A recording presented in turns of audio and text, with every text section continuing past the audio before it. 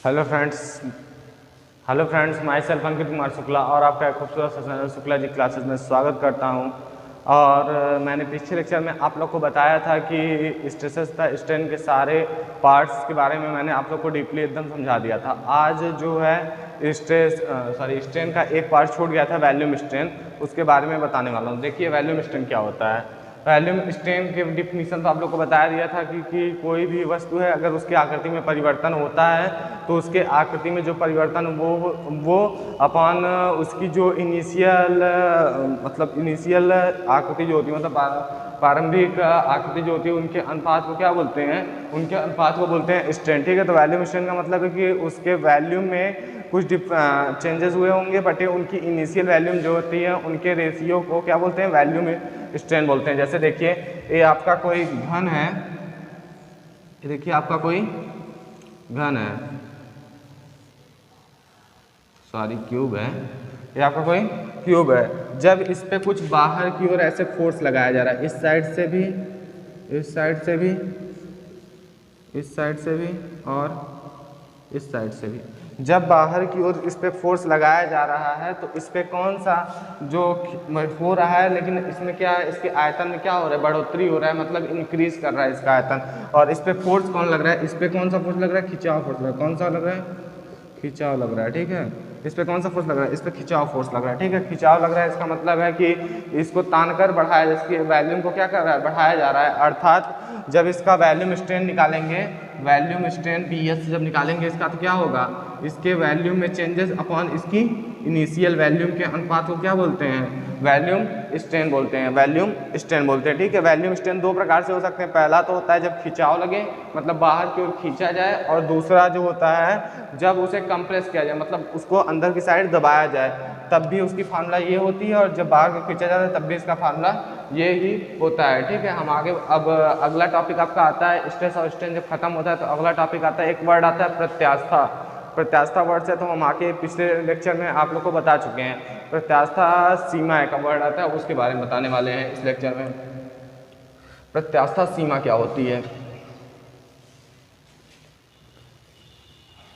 प्रत्यास्था सीमा क्या बोलते हैं? Elastic limit.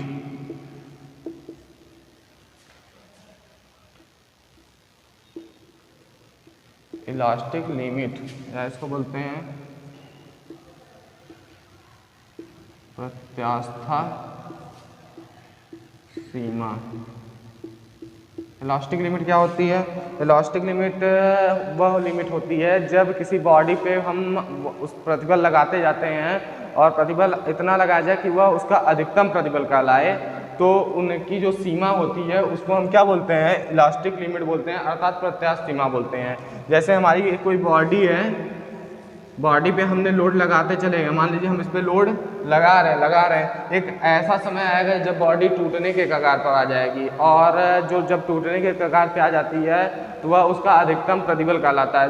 तो इसका डिफिनीशन जो होता है प्रत्यास्था सीमा का, कि किसी भी बॉडी पर वह अधिकतम प्रतिबल जहां तक वह प्रत्यास्था का गुण रखता है, मतलब इलास्टिक प्रॉपर्टी रखती है, उनकी जो सीमा होती है उसको क्या बोलते हैं? प्रत्यास्था सीमा बोलते हैं। ठीक है, मतलब कैसे कोई बॉडी है, अगर उस पर अधिकतम प्रतिबल, मतलब उस पर उसका सबसे हाई प्रतिबल लगा दिया जाता है, तब तक वह अगर प्रत्यास्था का गुण रखती है तो वह उसका क्या करेगा? प्रत्यास्था सीमा कहलाएगा। प्रत्यास्था सीमा को डिफाइन करने के लिए हुक्स ने एक लॉ दिया। प्रत्यास्था सीमा को जो डिफाइन कर रहे थे वो हुक्स ने किया था, तो उन्होंने एक लॉ दिया, इसके अंडर में वो लॉ आता है। जैसे देखिए क्या होता है हुक्स लॉ।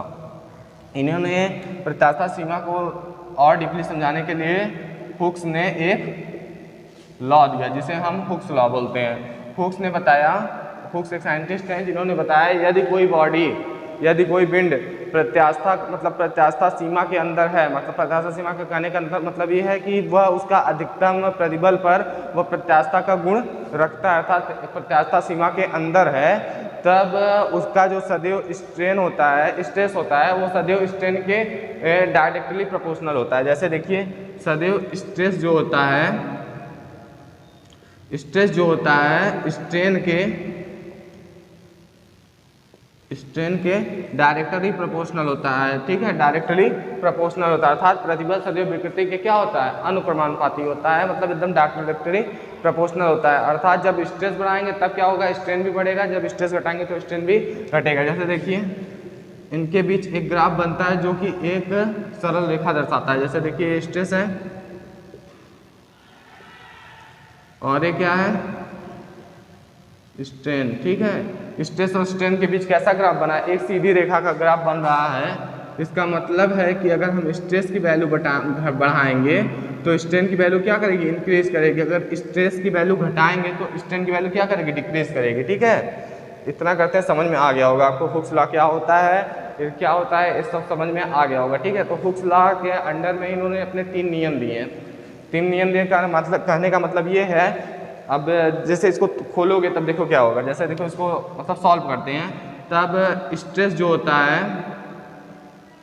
स्ट्रेस अपन क्या हो जाएगा, स्ट्रेन हो जाएगा। इसको उठा लाओ इधर, स्ट्रेस अपन स्ट्रेन बराबर कोई क्या लग जाएगा, कांस्टेंट लग जाएगा, मान लेते हैं वो कांस्टेंट स्थिरांक लग जाएगा,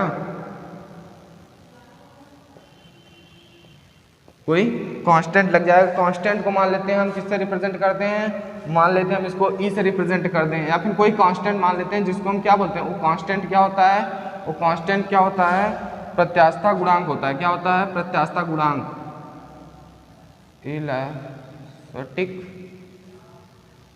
मॉडुलस होता है। क्या होता है, एक जो स्ट्रेस स्ट्रेन के जो अनुपात होते हैं वो किसके बराबर होते हैं, वो होता है कांस्टेंट होता है, जिसको कांस्टेंट को क्या बोल सकते हैं, प्रत्यास्थता गुणांक, या फिर प्रत्यास्थता मापांक बोलते हैं, या फिर इसको बोलते हैं इलास्टिक मॉडुलस, ठीक है, ये होता है। अब इन्होंने हुक्स ने इलास्टिक मॉडुलस के हिसाब से इन्होंने 3 ठो अपना नियम दिया, मतलब 3 ठो मॉडुलस के बारे में बताया, जो कि कौन सा ये हैं। हुक्स ने बताया कि पहला जो होता है, इन्होंने बताया मॉडुलस ऑफ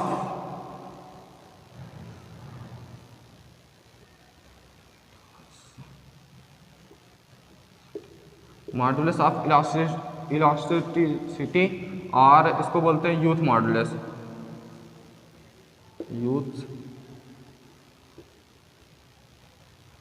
यूथ मॉडुलस, ठीक है। इन्होंने सेकंड बताया मॉडुलस ऑफ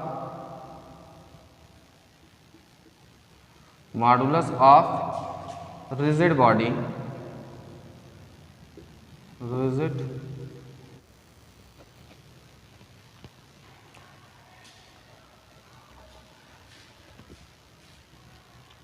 हाँ ठीक है। तो हम बताने वाले हैं हुक्स लॉ। हुक्स लॉ के बारे में सब लोग को पूरा एकदम डीपली समझ में आ गया है, तो ठीक है, हुक्स लॉ डीपली समझ में आ गया तो कोई बात नहीं। अब इस इन्होंने 3 अपने मतलब हुक्स लॉ के अकॉर्डिंग ही 3 मॉडुलस में उसको डिवाइड किया गया। 3 मॉडुलस उन्होंने बताया, क्योंकि स्ट्रेस अपॉन स्ट्रेन के रेशियो को क्या बोलते हैं, स्ट्रेस अपॉन स्ट्रेन के रेशियो को जो बोलते हैं इलास्टिक मॉडुलस होता है। इलास्टिक मॉडुलस के अंडर में इन्होंने 3 मॉडुलस दिए। पहला जो था मॉडुलस ऑफ इलास्टिसिटी, और दूसरा या फिर इसी को यूथ मॉडुलस भी बोलते हैं। दूसरा होता है मॉडुलस ऑफ राइट बॉडी, या फिर इसको बोलते हैं शियर मॉडुलस, और तीसरा है ब्लॉक मॉडुलस, ठीक है, ब्लॉक मॉडुलस होता है, ठीक है। तो हम एक एक करके आप लोग को पूरा डीपली समझाने वाले हैं। पहला जो होता है मॉडुलस ऑफ इलास्टिसिटी जो होता है, जिसको हम बोलते हैं youth modulus, youth modulus,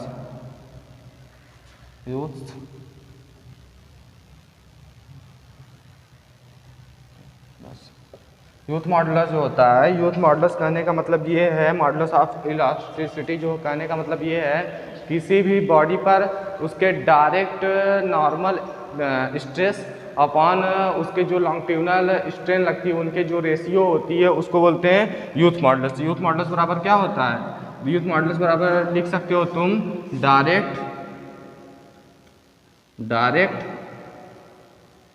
normal stress upon क्या होगा, लॉन्गिट्यूडनल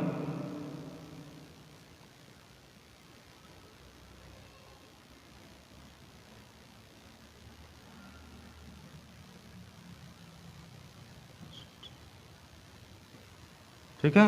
यूथ मॉडुलस बराबर होता है direct normal stress upon longitudinal strain. तो डायरेक्ट इसको इंडिकेट कैसे करते हैं ये जान लीजिए। यूथ मॉडुलस को इंडिकेट करते हैं ई से। ई बराबर होता है डायरेक्ट नॉर्मल स्ट्रेस को रिप्रेजेंट करते हैं स्मॉल एफ से, और लॉन्गिट्यूडिनल स्ट्रेन को रिप्रेजेंट करते हैं स्मॉल ई से। ठीक है, तो ई बराबर क्या हो जाएगा स्मॉल एफ अपॉन स्मॉल ई। ठीक है, तो स्मॉल एफ को किससे रिप्रेजेंट करते हैं डायरेक्ट नॉर्मल स्ट्रेस से, और ई को किससे रिप्रेजेंट करते हैं लॉन्गिट्यूडिनल स्ट्रेन से। ठीक है, यूथ मॉडुलस बराबर यूथ मॉडुलस कहता है किसी बॉडी पे अगर डायरेक्ट नॉर्मल स्ट्रेस लग रहा है और उस पे जो है अगर लॉन्गिट्यूडिनल स्ट्रेन लग रहा है, तब कहा जाता है कि जो डायरेक्ट नॉर्मल स्ट्रेस होता है और ये लॉन्गिट्यूडिनल स्ट्रेन के दोनों के रेशियो जो होते हैं वो कहलाते हैं आपके यूथ मॉडुलस या मॉडुलस ऑफ इलास्टिसिटी। ठीक है, और इसको रिप्रेजेंट कैसे करते हैं ई से रिप्रेजेंट करते हैं यूथ मॉडुलस को। ई बराबर होता है F small F upon small E. यूथ मॉडुलस यही होता है। ठीक है, अगला आपका आता है मॉडुलस ऑफ राइट बॉडी, या फिर इसको बोलते हैं राइडिटी भी बोलते हैं। ठीक है, या फिर इसको बोलते हैं शियर मॉडुलस। शियर मॉडुलस क्या होता है ये जानिए। अगला आपका आता है शियर मॉडुलस। क्या आता है शियर मॉडुलस। शियर मॉडुलस क्या कहलाता है? शियर मॉडुलस कहने का मतलब ये है इस पे जो स्ट्रेन होगा वो भी शियर होगा, जो स्ट्रेस होगा वो भी शियर होगा। शियर कहने का मतलब ये है कि शियर मापांक मतलब कर्तन मापांक बराबर क्या हो जाएगा, उस पे जो लगने वाला प्रतिबल होगा वो भी क्या होगा, कर्तन होगा, और जो उस पर विकृति लग रही है वो भी कैसे होगी, कर्तन ही होगी। अर्थात कर्तन मॉडुलस बराबर होता है, या फिर शियर मॉडुलस बराबर होता है shear stress upon shear strain. ठीक है, shear stress upon shear strain. Shear modulus को किससे रिप्रेजेंट करते हैं? शियर मॉडुलस को सी या जी से रिप्रेजेंट करते हैं, और शियर स्ट्रेस को किससे रिप्रेजेंट करते हैं? शियर स्ट्रेस को एफ एस से रिप्रेजेंट कर सकते हो, और शियर स्ट्रेन को ई एस से। लेकिन इसको ई एस को भी क्यू से भी रिप्रेजेंट कर सकते हैं, तो एफ एस अपॉन क्यू भी लिख सकते हैं। ठीक है, इसका फार्मूला निकल के आता है सी जी बराबर क्या हो जाएगा, सी या और जी, सी भी रिप्रेजेंट कर सकते हो या फिर जी भी रिप्रेजेंट करते हुए सी या जी बराबर क्या हो जाएगा, F S upon E S. F S क्या है यहाँ, शियर स्ट्रेस है, और ई एस क्या है यहाँ पे, शियर स्ट्रेन है। ठीक है, यहाँ तक तो कोई किसी को दिक्कत हुआ नहीं होगा। अगला बताते हैं आपको ब्लॉक मॉडुलस क्या होता है। शियर स्ट्रेस शियर मॉडुलस इतना ही होता है। अगला बताते हैं आपको ब्लॉक मॉडुलस क्या होता है।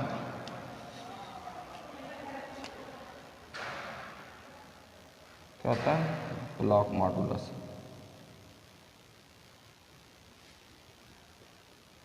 ब्लॉक मॉडुलस कहने का मतलब है कि मतलब आयतन मापांक। आयतन मापांक करने का मतलब इसमें जो स्ट्रेन होगा वो कैसा होगा, इसमें आयतन में परिवर्तन हुआ रहा होगा। ठीक है, तो स्ट्रेन में परिवर्तन हुआ रहने का कहने का मतलब ये है कि वॉल्यूम मॉडुलस का जो डिफिनीशन होता है वो ये होता है, जब किसी बॉडी पर अगर हम डायरेक्ट स्ट्रेस लगा रहे हैं तो उसके जो आयतन में परिवर्तन हो रहा है वो उसके बारे में मतलब उनके जो अनुपात होते हैं इनको बोलते हैं ब्लॉक मॉडुलस। जैसे देखिए इसका मतलब कहने का मतलब है कि ब्लॉक मॉडुलस बराबर जो होता है वो होता है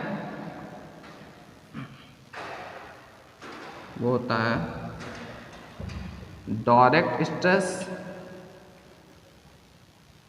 अपॉन क्या होता है, वॉल्यूम स्ट्रेन।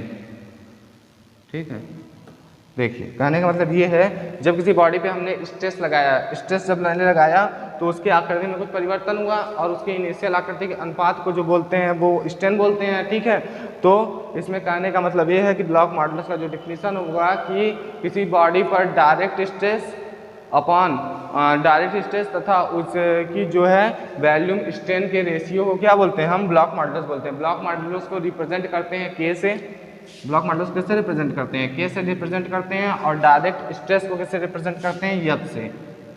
डायरेक्ट स्ट्रेस को रिप्रेजेंट करते हैं एफ से, और वॉल्यूम स्ट्रेन को किससे रिप्रेजेंट करते हैं, ई भी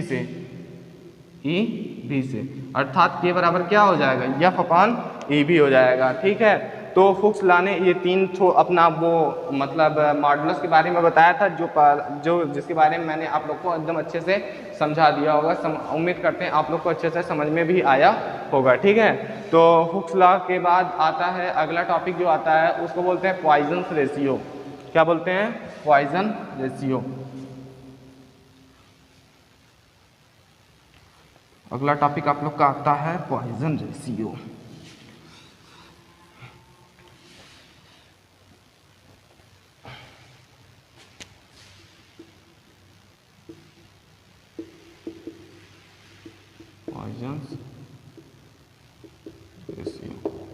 पॉइजन रेशियो क्या होता है?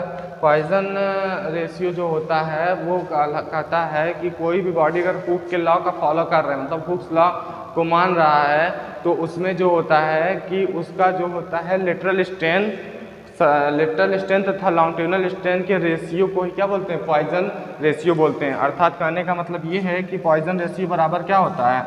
पॉइजन रेशियो को जो रिप्रेजेंट करते हैं इसको म्यू या फिर 1/m से रिप्रेजेंट करते हैं। किससे रिप्रेजेंट करते हैं? पॉइजन रेशियो को रिप्रेजेंट करते हैं म्यू या 1/m से रिप्रेजेंट करते हैं। तो पॉइजन रेशियो बराबर होता है, मान लीजिए पॉइजन रेशियो को ये मान के चलते हैं म्यू, तो पॉइजन रेशियो म्यू बराबर होगा पहले यहाँ पे पॉइजन रेशियो इसको मानते हैं PR पॉइजन रेशियो, ठीक है। पॉइजन रेशियो बराबर क्या हो जाएगा? पॉइजन रेशियो बराबर हो जाएगा लेटरल स्ट्रेन अपॉन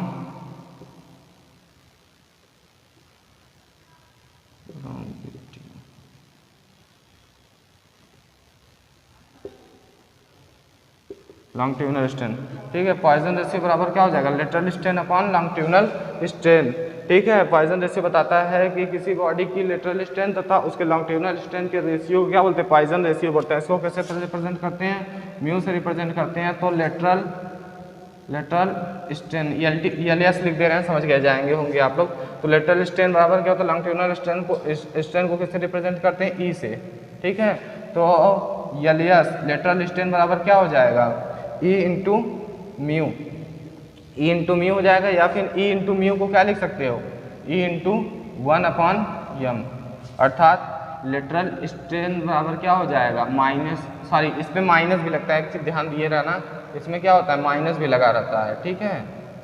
तो माइनस लगेगा अपॉन E/m हो जाएगा, अर्थात लेटरल स्ट्रेन बराबर क्या होता है? -E/m, जिसे हम किसने बताया? इसने पॉइजन रेशियो ने बताया। पॉइजन रेशियो का जो किसके बीच में ये रहता है? पॉइजन रेशियो किसके बीच में? तो वो रहता है -1 से 0.5 या 0 से 0.5, इन्हीं के बीच में यह कार्य करता है, ठीक है। इन्हीं के बीच में किसी भी बॉडी का, जैसे एल्युमिनियम का जो होता है 0.33 होता है पॉइजन रेशियो। 0.33 किसके लिए होता है? एल्युमिनियम के लिए होता है। पॉइजन रेशियो किससे रिप्रेजेंट करते हैं? म्यू या 1/m से। पॉइजन रेशियो बराबर क्या होता है? Lateral stress upon longitudinal strain के अनुपात को क्या बोलते हैं? पॉइजन रेशियो बोलते हैं, ठीक है। और इसको रिप्रेजेंट करते हैं म्यू या R से, तो और लॉन्गिट्यूडिनल स्ट्रेन को किससे रिप्रेजेंट? E से। इसके बीच में एक वो फार्मूला बना जिसको बोलते हैं लेटरल स्ट्रेन बराबर क्या हो जाएगा? लेटरल स्ट्रेन बराबर क्या हो जाएगा? लेटरल स्ट्रेन बराबर क्या हो जाएगा? लेटरल स्ट्रेन बराबर हो जाएगा आपका -E/m, ये आपका हो गया, ठीक है। अब लेटरल स्ट्रेन के हिसाब से अब बताते हैं किसी बॉडी में अगर उसके आयतन में जो हमने बताया था वो वॉल्यूम स्ट्रेन निकालते हैं, किसी भी आकृति का हम वॉल्यूम स्ट्रेन निकालते हैं। जैसे हमें किसी आयताकार कोई बॉडी दी है, उसका अगर हमें वॉल्यूम स्ट्रेन निकालना है तो कैसे निकालेंगे, इसके बारे में आज हम लोग को बताने वाले हैं। जैसे देखिए पॉइजन रेशियो इरेज करते हैं, उसके बाद आप लोग को हम एकदम डीपली उसके बारे में एक एक करके बताते हैं। हम पहले निकालते हैं आयताकार के लिए, फिर वर्ग के लिए निकालते हैं, ऐसे ऐसे निकालते हैं, आप लोग को समझाते हुए चले जाएंगे, ठीक है। कि जब किसी कोई घन है, उसके मतलब आयताकार कोई बॉडी है, उस पर अगर किसी एक एक्सिस से होते हुए फोर्स लग रहा है तो उसके वॉल्यूम में क्या चेंजेस आते हैं, इसके बारे में हम लोग को आज बताने वाले हैं। जैसे देखिए आपकी ये बॉडी है कोई, देखिए ये आपकी कोई बॉडी है, ठीक है, सॉरी हाँ आयत है, आयताकार कोई बॉडी है आपकी, ये मान लीजिए कोई बॉडी है, ठीक है। इस पर हम फोर्स कुछ यूँ लगा रहे हैं इसके न्यूट्रल एक्सिस से होते हुए, इस पर न्यूट्रल एक्सिस पे होते हुए हमने फोर्स लगाया, जिसकी लंबाई क्या है, मान लो ये लंबाई है L, ये है T और ये जो है B है, ठीक है।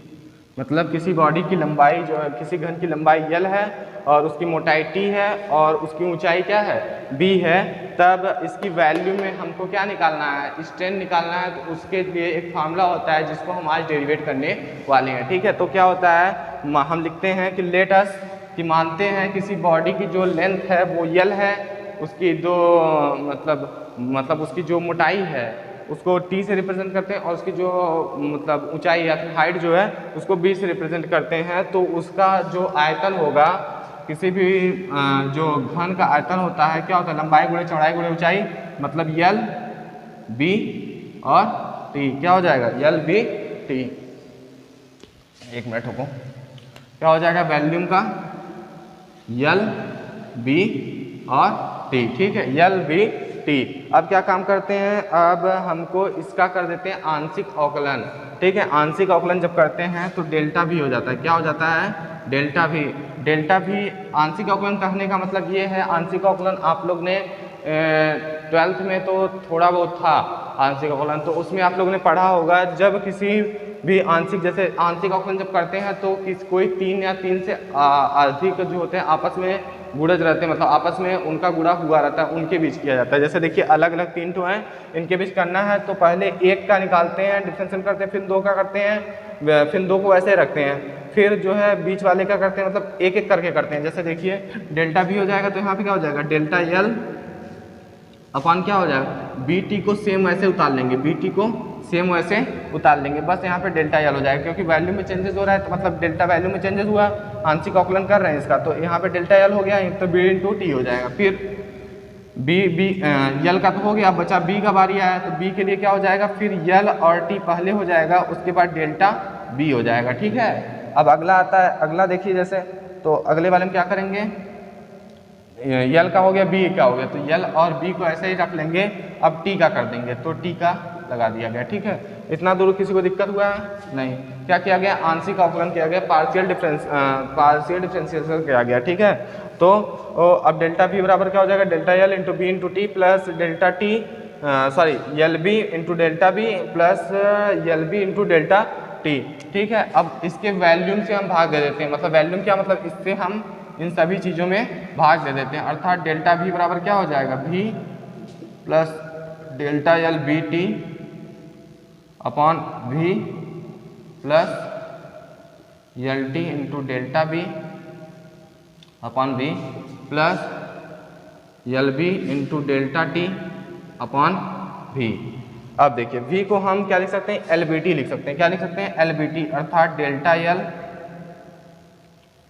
B इंटू T अपॉन क्या लिख सकते हैं, L B T plus L T into delta B upon V को क्या लिख सकते हैं, L B T plus L into B into delta T, और V को क्या सकते हैं, L B T, L B C L B cancel out, ये देखिए L और T, L T cancel out, और ये B T कैंसल आउट, बचा क्या हमारे पास आ गया delta L upon L plus delta B upon B plus delta T upon T। इसको फिर से रिप्रेजेंट करेंगे, delta V upon V, delta V upon V से रिप्रेजेंट किया जा रहा है कि क्या, उसके वैल्यू में चेंजेस अपॉन उसकी इनिशियल वैल्यू में। इसका मतलब हुआ, हमने बताया, आप लोग को डिफिनीशन बताया होगा कि वैल्यू में स्ट्रेन की डिफिनीशन आप लोग बताए होंगे कि उसके वैल्यू में चेंजेस आते हैं अपॉन उसकी इनिशियल वैल्यूम के अनुपात को क्या बोलते हैं, वैल्यूम स्ट्रेन बोलते हैं, ठीक है। तो वैल्यूम स्ट्रेन को इसको किससे रिप्रेजेंट करते हैं, EV से रिप्रेजेंट कर, किससे रिप्रेजेंट करते हैं, EV से रिप्रेजेंट करते हैं। तो EV बराबर क्या हो जाएगा, अब समझिए, EV बराबर हो जाएगा ये आपका delta L upon L plus delta B upon B plus delta T upon T, ठीक है। ये आपका ये हो गया, ठीक है, डेल्टा टी अपन टी। अब ठीक है, हम तब फिर यहाँ से और बताते हैं, डेरिवेशन करते हैं।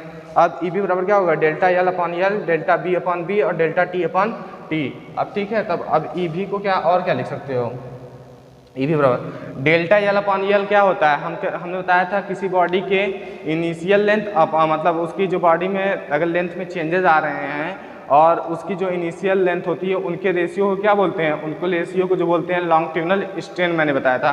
तो लॉन्गिट्यूडनल स्ट्रेन को किससे रिप्रेजेंट करते हैं, ई से रिप्रेजेंट करते हैं। तो अर्थात E D delta L upon L को क्या लिख सकते हो, ई लिख सकते हो। हम लिख देते हैं एक बार और, ई लॉन्गिट्यूडनल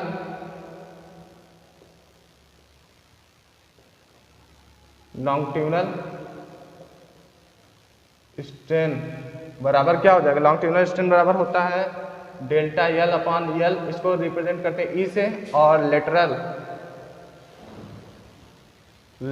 स्ट्रेन बराबर क्या हो जाएगा, लेटरल स्ट्रेन को रिप्रेजेंट करते हैं, हमने बताया होगा लेटरल स्ट्रेन को रिप्रेजेंट करते हैं 1/m से, 1/m से, या इसको रिप्रेजेंट कर सकते 1/m से रिप्रेजेंट करते हैं। बट हमने लेटरल स्ट्रेन के लिए सॉरी, ये तो पॉइजन रेशियो को बोलते हैं ना, लेटरल स्ट्रेन को किससे रिप्रेजेंट कर सकते हो, डेल्टा R/R को, डेल्टा R/R से लेटरल को उनको रिप्रेजेंट करते हैं। और पॉइजन रेशियो से हम लोग ने आप लोग को निकाला, लेटरल स्ट्रेन बराबर क्या होता था, -E/m। लेटरल स्ट्रेन को डेल्टा R/R से रिप्रेजेंट करते हैं, लेकिन पॉइजन रेशियो से हमने निकाला तो क्या लिख सकते हैं इसको, -E/m, या इसी को बोल सकते हो डेल्टा B/B, या इसी को बोल सकते हो डेल्टा T/T। अर्थात लेटरल स्ट्रेन बराबर हमारा इतना लंबा फॉर्मूला आता है कि डेल्टा R/R भी लिख सकते हो, डेल्टा E/E भी लिख सकते हो, डेल्टा B/B भी लिख सकते हो, डेल्टा T/T भी लिख सकते हो, और लॉन्गिट्यूडनल स्ट्रेन बराबर क्या लिख सकते हो, डेल्टा L/L लिख सकते हो। ठीक है, उम्मीद करते हैं इतना आप लोग को समझ में आ गया होगा। अब बताते हैं कि जब ई बी बराबर क्या हो जाएगा, ई हो जाएगा। अब डेल्टा B/B को क्या लिख सकते हो, डेल्टा B/B को लिख सकते हो -E/m, क्योंकि ये जो है इसके क्या है, बराबर है, तो क्या लिख सकते हो -E/m। और अगला बताते हैं डेल्टा T/T को क्या लिख सकते हो, यही लिख सकते हो -E/m। ठीक है, अब क्या हो जाएगा, तब हो जाएगा ई बी बराबर क्या हो जाएगा, ई बी बराबर ई कॉमन कर लो, जब ई कॉमन करोगे तो क्या हो जाएगा 1 - 1/m -1/m -1/m ई कॉमन कर लो यहाँ पे भी, तो क्या हो जाएगा, ये हो जाएगा 2/m, क्या मतलब 2/m। अर्थात ई भी बराबर आता है 1 - 2/m। ये आपका क्या हुआ, जैसे किसी भी घन है उसकी एक्सिस से अगर उसके लेंथ की एक्सिस से अगर कोई टेंसाइल फोर्स लग रहा है तो उसमें जो वैल्यू में चेंजेस आते हैं, अर्थात उसकी वैल्यूम स्ट्रेंथ को कैसे ज्ञात किया जाता है, उसके लिए एक डेरिवेशन था। ठीक है, क्योंकि हम देखते हैं कि जब इसके यहाँ इसकी लंबाई में अगर चेंजेस करते हैं तो लंबाई में तो परिवर्तन होता है, इसके लंबाई में परिवर्तन होने का मतलब इसके लंबाई में जब परिवर्तन हुआ तो इसकी ये जो b है ये घट जाएगी और t भी घट जाएगा। अरे भाई, किसी को पकड़ के तानोगे तो उसकी जो अगर कोई बॉडी मोटी है और उसको पकड़ के खींच रहे हो तो वो पतली होगी कि नहीं। कोई रबड़ लीजिए, आप रबड़ को पकड़ के खींचेंगे तो पतली होगी ना। तो क्या इसके कहने का मतलब ये है कि उसकी एक साइड जो है पॉजिटिव रहेगा, जिसके एक्सिस से अगर अगर कोई बॉडी खींची जा रही है तो वो क्या होगा, पॉजिटिव होगा, बट क्योंकि उसके लंबाई में वृद्धि हो रही है, बट उसके दोनों अदर डायरेक्शन में क्या होगा, निगेटिव होगा। इस वजह से देखो यहाँ पे मैंने ई को क्या लिया, पॉजिटिव है, क्योंकि वहाँ पे डेल्टा L/L को हम किससे रिप्रेजेंट कर रहे हैं, ई से, क्योंकि ये क्या है, लॉन्गिट्यूडनल स्ट्रेन है। ठीक है, इस वजह से क्या है, पॉजिटिव है, क्योंकि इसके साइड खींचा जा रहा है, इसकी में वृद्धि हो रही है। बट बाकी दोनों साइड क्या है, निगेटिव हो गया, क्योंकि इसमें क्या हो रही है, लंबाई उसकी चौड़ाई में भी कमी हो रही है और उसकी ऊंचाई में भी कमी हो रही है। ठीक है, उम्मीद करते हैं ये आप लोग को एकदम अच्छे से क्लियर हो गया होगा। ठीक है, अब आगे आप लोग को बताएंगे कि सर्कल अर्थात वृत्त में कैसे होता है कि उसका जो वो निकालते हैं ई बी, अर्थात ई बी जब निकालते हैं, वैल्यूम स्ट्रेन निकालते हैं, तो उसमें क्या होता है, इसके बारे में अगले लेक्चर में आप लोग को मैं बताऊंगा। हेलो फ्रेंड्स, तो मैं आज आप लोग को बताने वाला हूं कि कोई भी बार के उसके एक्सियल फोर्स लगने के कारण उसके जो वैल्यू में चेंजेस आते हैं, इसके बारे में आज हम लोग को बताने वाले हैं। जैसे देखिए, हमारा ये कोई बार है,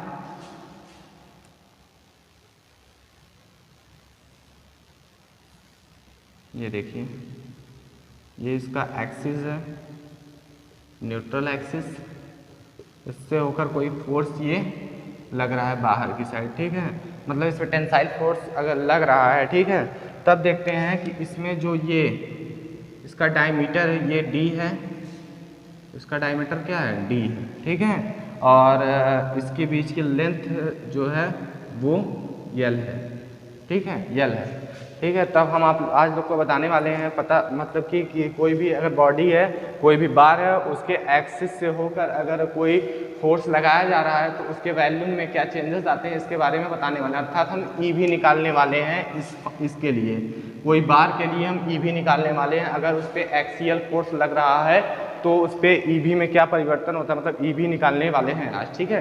देखिए तो बताते हैं। अब देखिए हम जानते हैं कि जो किसी भी क्षण या फिर किसी चीज़ के लिए जो आयतन होता है पाई आर स्क्वायर एच होता है। क्या होता है? पाई आर स्क्वायर एच। इसका जो वैल्यूम होता है वो पाई आर स्क्वायर एच होता है। बट यहाँ पे हमको आर मालूम नहीं है। आर मालूम हो जाएगा कैसे?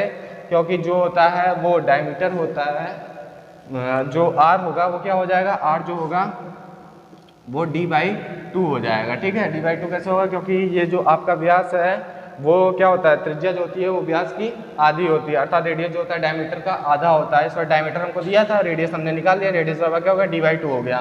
तो क्या हो जाएगा, पाई आर यहाँ क्या रख दोगे, d/2 का होल स्क्वायर, ठीक है। और यच क्या हो जाएगा, यच बराबर यहाँ पे यल दिया गया है, यहाँ पे यच मानो या यल मानो, बात एक ही है तो हमने यल मान लिया है, तो यल हो गया, ठीक है। अर्थात वैल्यू निकल के क्या आ गई हमारे पास, पाई d/2 का होल स्क्वायर इंटू यल, या इसको सॉल्व करोगे v बराबर क्या हो जाएगा, पाई d/4 इंटू एल। अब इतना समझ में आ गया आप लोग को, ठीक है। अब इसका करते हैं आंशिक अवकलन। क्या करते हैं इसका आंशिक अवकलन। आंशिक अवकलन करेंगे तो क्या हो जाएगा, डेल्टा v।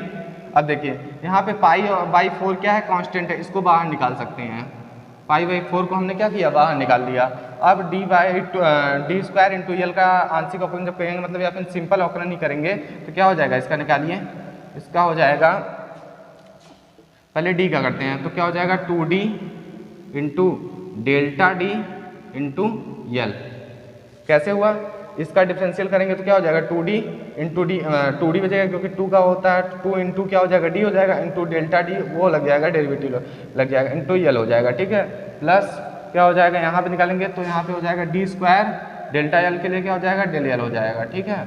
इतना देर तक कोई दिक्कत नहीं हुई होगी, ठीक है। अब करते हैं जब इसका जब हमें यहाँ पे क्या निकालना है, ई भी निकालना है। ई भी बराबर होता क्या है, ई भी बराबर जब होता है डेल्टा, सॉरी, ई भी बराबर क्या होता है, डेल्टा v/v होता है। हमको यहाँ पे डेल्टा v मिल गया है, हमको अब केवल v की जरूरत है। अगर हम इसे v से डिवाइड कर दें तो क्या फॉर्मूला नहीं बन जाएगा, ई भी बराबर इतना, तब क्या होगा, डेल्टा v से हमने क्या कर दिया, इसमें डिवाइड कर दिया। जब v से हमने डिवाइड किया तो क्या हो जाएगा, पाई/4 into 2d L into del L, sorry delta d plus d² into del L upon क्या हो जाएगा, वैल्यूम क्या दिया, वैल्यूम दे रखा है हम लोग को, तब भी लिख देते हैं, पाई/4 2d L into delta d plus d² into delta L, ठीक है, अपॉन वैल्यूम क्या दिया है, वैल्यूम हम लोग ने पहले निकाल चुके हैं, पाई ए है, पाई/d पाई/4 है, पाई/4 d² इंटू यल, ये हमने निकाल लिया। अर्थात डेल्टा v/v क्या हमने निकाल के रख लिया है, ठीक है। अब निकालते हैं डेल्टा v/v को क्या लिख सकते हैं हम, ए भी लिख सकते हैं। डेल्टा v/v को क्या लिख सकते हैं, ए भी बराबर क्या हो जाएगा, तब देखिए यहाँ पे पाई/4 से पाई/4 कैंसल आउट। अब d² यल का इसमें भी भाग देंगे और d² यल का इसमें भी भाग देंगे। जब भाग दीजिए बताइए क्या हो जाएगा, 2d L upon delta d upon क्या हो जाएगा, d² into L plus d² into delta L upon d² into L. अब देखिए यहाँ से एक d से ad कैंसल और यल से यल कैंसल, यहाँ पे क्या हो जाएगा, d² से d² कैंसल, बाकी कुछ कैंसल नहीं होगा। अब देखिए तब ई भी बराबर क्या हो जाएगा, यहाँ से डेल्टा d, एक d बचा था, d नीचे चला आएगा, प्लस यहाँ पे क्या हो जाएगा डेल्टा यल अपॉन यल हो जाएगा, अर्थात ई भी बराबर क्या आ गया delta D upon D plus delta L upon L, और यहाँ पे 2 का मल्टीपल हुआ है 2 का यहाँ पे मल्टीपल हुआ रहेगा। ठीक है, अब देखिए डेल्टा डी अपॉन डी को क्या बोलते हैं, डेल्टा डी अपॉन डी को बोलते हैं, हम लोग ने पढ़ा है कि इसको बोलते क्या है लेटरल स्ट्रेन बोलते हैं। क्या बोलते हैं इसको लेटरल स्ट्रेन, और लेटरल स्ट्रेन को रिप्रेजेंट कर ई एल से रिप्रेजेंट करते हैं। ठीक है, तो यहाँ पे हमने पढ़ा है कि डेल्टा डी अपॉन डी को क्या ले सकते हैं, यहाँ देखें हम लोगों ने बता रखा था डेल्टा लेटरल स्ट्रेन को ई एल से रिप्रेजेंट करते हैं। ई एल बराबर क्या हो सकता है डेल्टा आर अपॉन एर या फिर माइनस ई अपॉन एम या फिर डेल्टा बी अपॉन बी या डेल्टा टी अपॉन टी। तो यहाँ पे डेल्टा डी अपॉन डी लिखा है, अर्थात डी ये इसको लिख सकते हो ना डेल्टा, सॉरी ये डेल है डी बाई डी दिया है, तो यहाँ पे आर को क्या लिख सकते हो डी बाई 2 लिख सकते हो, अपान क्या हो जाएगा डी बाई 2, 2 से 2 कैंसिल, अर्थात इसको लिख सकते हो डेल्टा डी अपॉन डी भी तो लिख सकते हो, डेल्टा डी अपॉन डी को ई एल लेटर स्ट्रेन ही बोलते हैं। ठीक है, तो डेल्टा डी अपॉन डी को किससे रिप्रेजेंट कर सकते हो, ई माइनस ई अपॉन एम से भी रिप्रेजेंट कर सकते हो। तो यहाँ पे क्या लिख सकते हो, यहाँ पे लिख सकते हो 2 इंटू ई अपॉन एम, लेकिन कैसे माइनस में। ठीक है, क्योंकि यहाँ पे माइनस ई अपॉन एम ही होता है। ठीक है, और यहाँ पे डेल्टा एल अपॉन एल को कैसे रिप्रेजेंट करते हैं, डेल्टा एल अपॉन एल को हम क्या बोलते हैं लॉन्गिट्यूडिनल स्ट्रेन बोलते हैं, क्योंकि इसकी लंबाई में क्या हो रहा है वृद्धि हो रहा है, अर्थात लंबाई में वृद्धि होने पर जब जो परिवर्तन आता है तो उसको खुद से रिप्रेजेंट करते हैं लॉन्गिट्यूडिनल स्ट्रेन से रिप्रेजेंट करते हैं। तो यहाँ पे लॉन्गिट्यूडिनल स्ट्रेन बराबर क्या होता है ई से रिप्रेजेंट करते हैं, तो क्या हो जाएगा प्लस ई हो जाएगा। ठीक है, जब सॉल्व करोगे क्या निकल के आएगा, ई कॉमन कर लो, जब ई कॉमन करोगे क्या हो जाएगा 1 माइनस 2 अपॉन एम, अर्थात ई भी बराबर क्या आ जाएगा e upon 1 minus 2 upon m. समझ में आ गया होगा, उम्मीद करते हैं आप लोग को। देखो एक चीज़ जानते रहना कि वैल्यूम स्ट्रेन में जब चेंजेस आते हैं तो लगभग फाइनल सबका लगभग सेम होता है, क्योंकि देखें हमने जब बार का निकाला वो भी सेम है, और जब मैंने उसका आयताकार बॉडी का निकाला था तो वो भी यही आया था। क्या आया था ई भी